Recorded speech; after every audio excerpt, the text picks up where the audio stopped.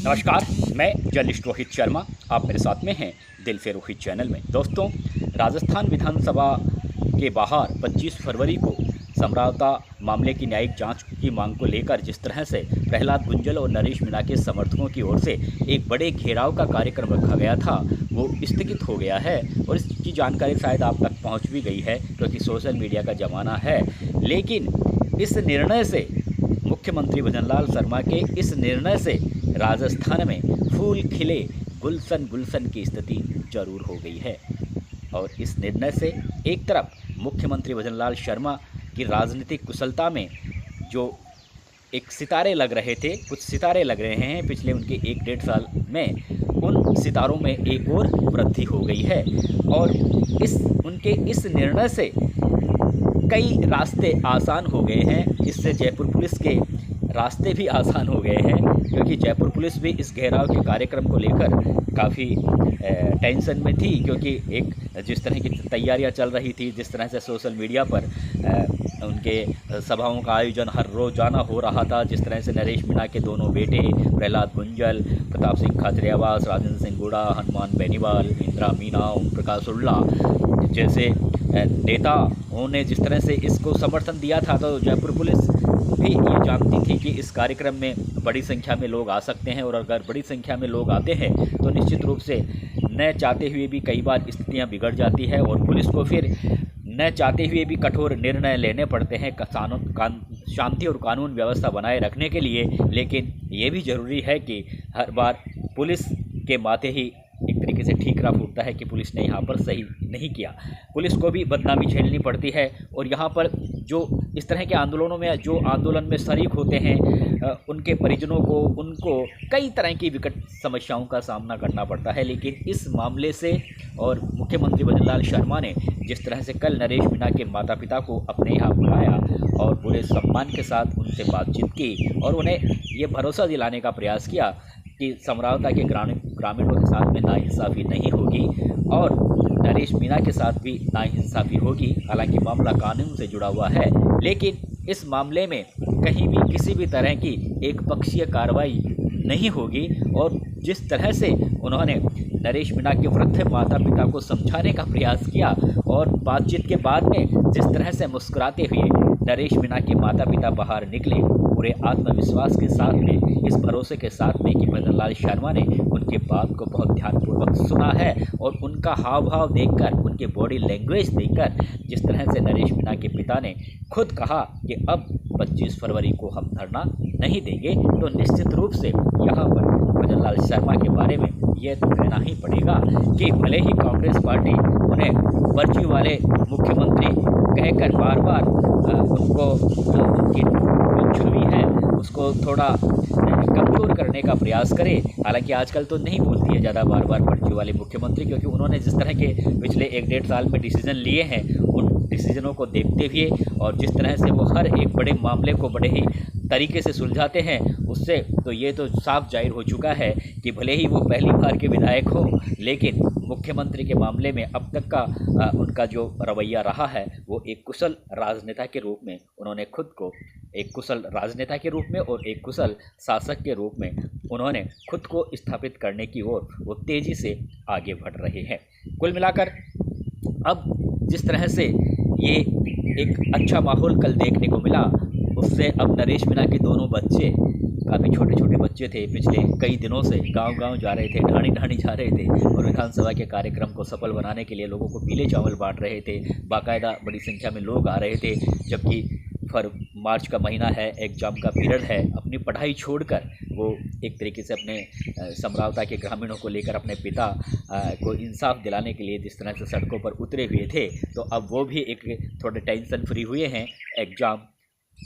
दे सकेंगे ठीक तरीके से। एक जो उनके माता पिता थे काफ़ी वृद्ध थे, अब चाहे बेटा कैसा भी हो, चाहे छोटा हो, चाहे 60 साल का हो, 70 साल का हो, और चाहे वो सज्जन हो, चाहे कैसा भी बेटा हो, भला हो बुरा हो, हर माता पिता के लिए अपना बेटा हमेशा भला ही रहता है और हर माता पिता के लिए अपने बेटे के लिए हमेशा सहानुभूति रहती है, भले ही बेटा उन्हें बाद में बुढ़ापे में तिरस्कार उनका कर दे या उनकी बातों को नहीं माने। इसी तरह से जिस पीड़ा से नरेश मीणा के माता पिता गुजर रहे थे, अब उन्हें भी थोड़ी तसल्ली हुई है कि कहीं ना कहीं नरेश मीणा जल्दी ही जेल से बाहर आ पाएंगे। हालांकि मामला कोर्ट से जुड़ा हुआ है, लेकिन अगर सरकार की ओर से कोई ठीक तरह से सकारात्मक एक सोच रखी जाती है नरेश मीणा को लेकर, तो रिहाई के रास्ते आसान भी हो जाते हैं। और हो सकता है जो बातचीत कल नरेश मीणा के माता पिता से भजन लाल शर्मा ने की है, उससे नरेश मीणा के माता पिता को लगा है कि सरकार अब इस कदम में थोड़ा अपना पॉजिटिव रुख जरूर अपनाएगी, और इसी वजह से उन्होंने धरने का कार्यक्रम स्थगित किया है। खैर, अब ये जो कार्यक्रम को लेकर जिस तरह से प्रहलाद गुंजल भी दिन रात एक किए हुए थे, क्योंकि प्रहलाद गुंजल और नरेश मीणा का जो कनेक्शन है वो राजनीतिक कनेक्शन ही नहीं है, बल्कि व्यक्तिगत कनेक्शन है। आप सबने कहा होगा कि प्रहलाद गुंजल भी कई बार कहते हैं कि नरेश मेरा लक्ष्मण जैसा भाई है, और नरेश मीणा भी कहते हैं कि प्रहलाद गुंजल मेरे राम जैसे भाई हैं। और हमने देखा भी लोकसभा चुनाव में किस तरह से वे बराबर पूरे दिन रात एक कर दिया था। प्रहलाद गुंजल की जीत की सुनिश्चित करने के लिए नरेश मीणा ने काफ़ी खून पसीना बहाया था, और कहीं ना कहीं हाड़ौती अंचल में मीणा और गुंजलों के बीच में एक तालमेल बैठाने में, समन्वय बैठाने में उन्होंने बड़ी भूमिका निभाई थी। तो उस वजह से प्रहलाद गुंजल हालांकि भारतीय जनता पार्टी को छोड़कर कांग्रेस पार्टी में आए हैं अभी लोकसभा चुनाव से ठीक पहले, लेकिन उनका भी एक तरीके से वो पूरी तरह से इस मामले को लेकर अब तक जो राजस्थान सरकार की जो कार्रवाई रही थी उसके प्रति गहरी नाराज़गी जाहिर कर रहे थे, आक्रोशित थे, और उन्हीं ने आगे बढ़कर ये घेराव का कार्यक्रम रखा था। अपनी कुछ मांगे उन्होंने रखी थी कि अगर मांग नहीं मानी जाएगी 25 फरवरी तक, तो हम फिर ये बड़ा आंदोलन करने के लिए मजबूर होंगे। राजस्थान विधानसभा का बजट सत्र चल रहा है, तो कहीं ना कहीं अब प्रहलाद गुंजल की तैयारियों को या जो उनका संघर्ष है उसको भी कहीं ना कहीं अब थोड़ा विराम लगेगा। और जो एक ऐसा इस आंदोलन को लेकर और इस घेराव के कार्यक्रम को लेकर जयपुर की जनता भी काफ़ी टेंशन में थी, क्योंकि जब आप सबको पता है कि जब इस तरह का कोई कार्यक्रम होता है और जयपुर जैसे एक खूबसूरत शहर में हज़ारों की संख्या में देसी और विदेशी पर्यटक भी मौजूद रहते हैं, और 40 लाख की आबादी वाले इस शहर में ट्रैफिक समस्या भी एक बड़ी समस्या होती है। तो अगर बड़ी संख्या में लोग पहुंचते हैं तो फिर कई तरह की समस्याओं का सामना करना पड़ता है, और फिर अगर स्थिति बिगड़ती है तो फिर उससे और भी हालात बिगड़ जाते हैं, बहुत सी समस्याएं सामने आ जाती है। तो इस जो घेराव के कार्यक्रम को लेकर जयपुर के जो लोग थे वो भी काफ़ी टेंशन में थे। लेकिन अब ये जो जिस तरह के जो एक अच्छा सा माहौल बनाने में मुख्यमंत्री भजन लाल शर्मा ने खुद आगे बढ़कर जो पहल की है वो एक काफ़ी लाजवाब है। और मैं लगातार पिछले कुछ वीडियो से बराबर कह भी रहा था कि एक अच्छी सरकार वही होती है, राजनीति अलग जगह है, और जन भावनाओं को समझना एक कुशल शासक के लिए या राजा के लिए एक अलग मायना रखती है। और इस मामले में जिस तरह से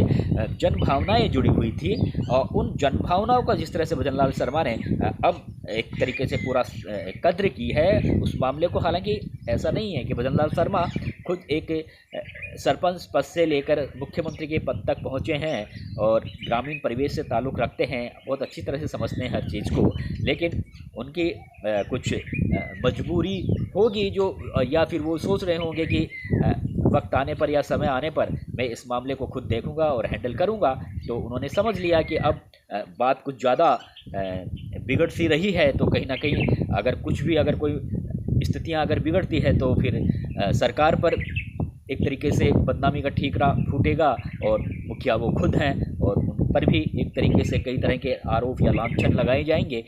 इसलिए उन्होंने स्थितियों को समझा, और स्थितियों को समझने के बाद में उन्होंने जिस तरह से अब तक जो बड़े बड़े मामलों में डिसीजन लिए हैं, आपने देखा होगा विधानसभा उपचुनाव में कई सीटों पर भारतीय जनता पार्टी के कद्दावर बागी थे, लेकिन ये भजन लाल शर्मा की एक कूटनीति थी या एक उनकी राजनीतिक चातुर्य था कि उन्होंने सभी बागी उम्मीदवारों को मना भी लिया, और भारतीय जनता पार्टी ने अच्छी सफलता हासिल की। इसीलिए वर्षों पुराने जो पानी के विवाद चल रहे थे हरियाणा सरकार से, वो भी सुलझ गए। मध्य प्रदेश सरकार से जो टीआरसीपी को लेकर जो विवाद था वो भी सुलझ गया। यानी जो तमाम जो बड़े बड़े विवाद थे उनको सुलझाने में जिस तरह से उन्होंने अपना राजनीतिक चातुर्य दिखाया है, और अब जिस तरह से उन्होंने एक ये जो नरेश मीणा के माता पिता को खुद आगे बढ़कर उन्होंने उनको अपने यहाँ बुलाया और उन्होंने जिस तरह से भरोसा दिलाया है, वो ये दर्शाता है कि वो जनभावनाओं का कितना कद्र करते हैं। तो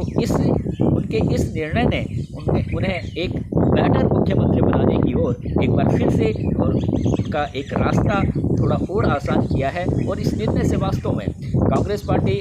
जरूर एक कुछ विधायक थे, संगठनशील विधायक, जिसमें अशोक चांदना भी थे, इंदिरा मीना, ओम प्रकाश शुक्ला, प्रताप सिंह खाचरियावास, प्रहलाद गुंजल जैसे नेता जरूर इस मामले से जुड़े हुए थे। लेकिन और जो कांग्रेस पार्टी के नेता इस मामले को ज़्यादा तूल नहीं दे रहे थे। वो जानते थे कि इस मामले से कहीं ना कहीं वो कांग्रेस पार्टी को ज़्यादा फायदा, भारतीय जनता पार्टी अगर इस मामले में कुछ विपरीत निर्णय लेगी तो उसका फ़ायदा कांग्रेस पार्टी को मिलेगा। शायद ये नेता ये सोच रहे थे। जन भावनाओं की ओर उनका इतना ज़्यादा ध्यान नहीं था कि जन भावनाएं क्या कहती हैं। वो ये देखना चाह रहे थे कि अगर यहाँ पर कुछ स्थितियाँ अगर विपरीत बनती है तो फिर कहीं ना कहीं भारतीय जनता पार्टी की सरकार पर कई सवाल खड़े होंगे। तो उनकी एक अलग रणनीति होती है, राजनीतिक पार्टियों की अलग अलग रणनीति होती है हर विषय पर। लेकिन यहाँ पर भजनलाल शर्मा ने जो एक राजनीतिक कुशलता दिखाई है, जिस तरह से नरेश मीणा के माता पिता को अपने यहाँ बुलाकर उन्हें एक उनके साथ में जिस तरह का ट्रीट किया है, व्यवहार किया है, और जिस एक सकारात्मक माहौल में जिस तरह से उनसे बातें की है और जिस तरह से वो खुश होकर बातचीत से बाहर निकले हैं और फिर खुद उनके पिता ने विधानसभा घेराव का कार्यक्रम स्थगित करने का ऐलान किया है, तो निश्चित रूप से भजनलाल शर्मा ने अपनी एक राजनीतिक चातुर्यता और एक कुशल शासक के रूप में दिल्ली में बैठे भारतीय जनता पार्टी के नेताओं को भी ये दिखाने का प्रयास किया है कि आपने जो निर्णय लिया है वो निर्णय गलत नहीं है। नमस्कार।